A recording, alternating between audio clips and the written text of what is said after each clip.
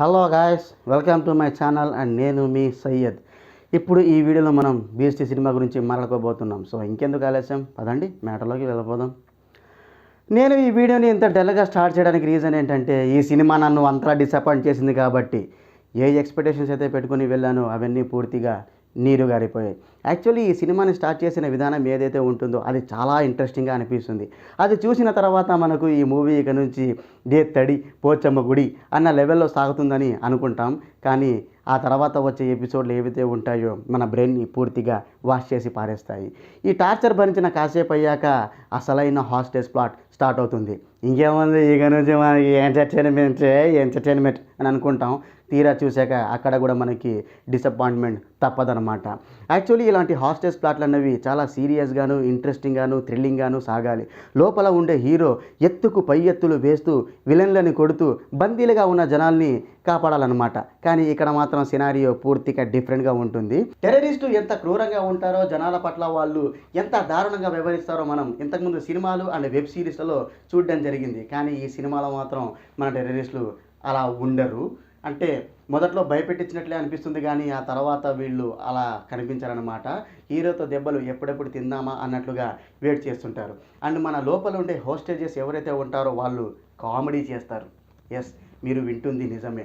Actually ఇలాంటి సినేరియోలో ఎవరైనా కానీ బిక్కుమంటూ భయపడుతూ మనల్ని కాపాడనాథుడు ఎప్పుడెప్పుడు వస్తాడా అని చెప్పి హాస్టేజెస్లు వెయిట్ చేస్తూ ఉంటారు. కానీ వీళ్ళు మాత్రం సరదాగా ఏదో పిక్నిక్కి వచ్చామా అన్నట్లుగా సరదాగా జోకులు వేసుకుంటూ భోజనాలు చేస్తూ అలా కూర్చుంటారనమాట. ఇంకా మన హీరో చేసే స్టంట్లు అయితే అబ్బో, వాటి గురించి ఎంత తక్కువ చెప్పుకుంటే అంతే మంచిది. అఫ్ కోర్స్ స్టార్ హీరో సినిమాలు అన్నాక లార్జర్ దాన్ లైఫ్ మూమెంట్స్ ఉండాల్సిందే. అండ్ విజయ్ లాంటి స్టార్ హీరో ఉన్నప్పుడు అవి ఇంకా పీక్స్లో ఉండాలని జనాలు కూడా కోరుకుంటారు. కాకపోతే అవి ప్లాట్కి తగ్గట్టు కన్విన్సింగ్గా ఉండాలి. అర్థం పర్థం లేకుండా సాగితే మాత్రం ఎవరికైనా చిరాకు అనిపిస్తుంది. సో ఇక్కడ కూడా అలాగే జరిగింది. మన హీరో ఎంతసేపటికి స్లో మోషన్లో వెళుతూ విలన్లను కొడతాడు. వాళ్ళు ఎన్ని బుల్లెట్లు కాల్చినా కానీ మనడికి ఎక్కడా తగలవు. అంటే పూర్తిగా మరీ లాజిక్లెస్గా ఉంటాయి.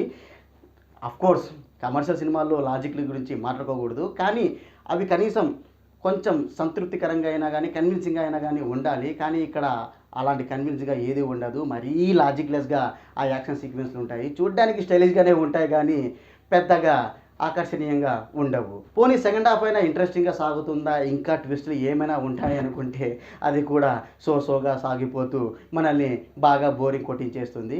అయితే క్లైమాక్స్ మాత్రం కొంచెం ఇంట్రెస్టింగ్గానే ఉంటుంది. అంటే కొంచెం సంతృప్తికరంగానే ఈ సినిమా ముగుస్తుందన్నమాట. మన హీరో జెట్ ప్లేన్లతో చేసే విన్యాసాలు, ఆ గ్రాఫిక్స్ కానివ్వండి, అవన్నీ చాలా వరకు ఇంట్రెస్టింగ్గానే ఉంటాయి. కాకపోతే అప్పటి వరకు జరగాల్సిన ఘోరం అయితే చాలా వరకు జరిగిపోయింది. మొదటి నుంచి లాస్ట్ వరకు సినిమా పెద్దగా ఏమంతా ఎంగేజింగ్గా ఉండదు. చాలా వరకు బోరింగ్గానే సాగుతాయి. ఇల్లాజికల్ సీన్లు అయితే మరీ దారుణంగా ఉన్నాయి. మన దర్శకుడు నెల్సన్ అయితే సినిమాటిక్ లిబర్టీస్ని చాలా దారుణంగా వాడేశాడు. దానివల్లే ఈ సినిమా అర్థం పర్థం లేకుండా సాగిపోతుందన్నమాట. హీరో విజయ్ గురించి చెప్పుకునేది ఏముంది, ఆయన ఎప్పటిలాగే తన యాక్టింగ్ చేసుకుంటూ వెళ్ళిపోయాడు అనమాట. ఆయనకి పెద్దగా డైలాగ్స్ కూడా లేవు. ఇక పూజా హెగ్డే గురించి మాట్లాడుకుంటే ప్రమోషన్స్లో ఈవిడ ఈ సినిమా గురించి ఇచ్చిన బిల్డప్లు చూసి ఈమె రోల్కి ప్రత్యేక ప్రాధాన్యత ఉంటుంది. హీరోకి సమానంగా ఈమె కూడా ఏమైనా ప్లాన్లు చేసి లోపల ఉన్న జనాల్ని కాపాడుతుందేమో, ఈమె రోల్కి చాలా ఇంపార్టెన్స్ ఉందేమో అని అంతా అనుకున్నాం. కానీ తీరా చూస్తే ఆవిడ కేవలం 2-3 పాటలకి అలా మెరుపు తీగలా వచ్చి వెళ్ళిపోవడం తప్ప అంతకు మించి ఏమీ లేదు మన పూజా హెగ్డేది. సో ఆమె మరి ఇంత డబ్బు ఎందుకు కొట్టిందో కూడా ఈ సినిమా గురించి అర్థం కాలేదు. ఇక సెల్వరాఘవన్ అయితే తన పాత్ర వరకు బాగానే నటించారు. మొదట్లో ఈయన పాత్ర ఎంత బలంగా కనిపిస్తుందో రాను రాను రాను రాను అది అంతే వీక్ అయిపోతుంది అనమాట. అంటే ఆ పాత్ర మీద మనం ఏవైతే ఎక్స్పెక్టేషన్స్ పెట్టుకుంటామో చివరికి వచ్చేసరికి అవి కూడా పూర్తిగా డల్ అయిపోతాయి. ఇక వేరే వాళ్ళు తమ తమ పాత్రలకు తగ్గట్టు నటించి అలా కనిపించి వెళ్ళిపోయారు. ఇక మ్యూజిక్ విషయానికి వస్తే అనిరుద్ ఈ సినిమాకి మంచి సంగీతమే అందించాడు. ఎస్పెషల్లీ అరబిక్ కుతు సాంగ్ అయితే ఆల్రెడీ బ్లాక్ బస్టర్ అయింది. అండ్ థియేటర్లో చూస్తున్నప్పుడు మనం కూడా ఆ పాటతో పాటు స్టెప్పులు వేస్తామన్నమాట. అలమతి హబీబో, సారీ ఇది బుట్టబొమ్మ, అలమతి హబీబో అని మనం కూడా ఆ పాటతో డ్యాన్స్ చేసేస్తాము. కాకపోతే బ్యాక్గ్రౌండ్ మ్యూజిక్ ఏదైతే ఉందో ఆయన ఒకటే మ్యూజిక్ మొదటి నుంచి చివరి వరకు ఒకటే బాదాడు.